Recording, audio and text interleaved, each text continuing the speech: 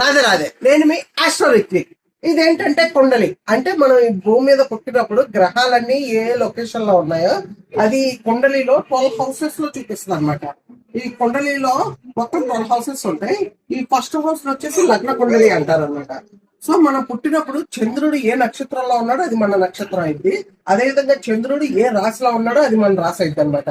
So eastern horizon లో ఏ నక్షత్రం అయితే ఉందో మనం పుట్టినప్పుడు అది మన లగ్న కుండలి అయింది అనమాట. ఈస్టర్న్ హారిజన్ అంటే ఏం లేదు, సన్ ఆకాశం భూమి ఏ లైన్ అయితే టచ్ అవుతాయో దాన్ని ఈస్టర్న్ హారిజన్ అంటారు అనమాట. అంటే సన్ ఏ పాయింట్ ఎగ్జాక్ట్ గా ఏ పాయింట్ దగ్గర అయితే ఉదయిస్తాడో అది ఈస్టర్న్ హారిజన్. సో ఉదాహరణకి ఇప్పుడు ఈస్టర్న్ ఒక వ్యక్తి పుట్టినప్పుడు ఈస్టర్న్ హారిజన్ లో కన్య రాశి ఉంటే అప్పుడు అతనికి కన్య లగ్న కుండలి ఉంటది అనమాట. అంటే ఫస్ట్ హౌస్ లో కన్య రాశి 6 అని రిప్రజెంట్ అవుతుంది అనమాట. 6, 7, 8, 9 అలా వస్తాయి అనమాట.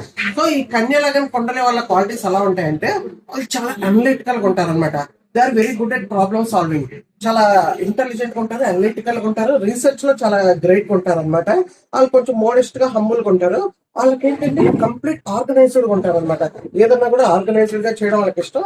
అన్నిట్లోనూ పర్ఫెక్షనిస్ట్ గా ఉంటారు అనమాట. అంటే అన్ని పర్ఫెక్షన్ గా చేయాలని, ఏమన్నా కుకింగ్ చేసినా లేదా పెయింటింగ్ చేసినా ద బెస్ట్ పర్ఫెక్షన్ గా చేయాలని ఉంటుంది అనమాట. వాళ్ళకి highly analytical, research oriented, organised, perfectionist, modest, humble ఇవన్నీ డిఫరెంట్ క్వాలిటీస్ అనమాట. అదే విధంగా మనం ఫ్యూచర్ లో డిఫరెంట్ లగ్న కుండలీస్ ఉంటే వాళ్ళ క్వాలిటీస్ ఎలా ఉంటాయో మన ఫ్యూచర్ వీడియోస్ లో డిస్కస్ చేద్దాం. Please subscribe to my channel Astro Ritvik on YouTube, Instagram and Facebook. Radhe Radhe.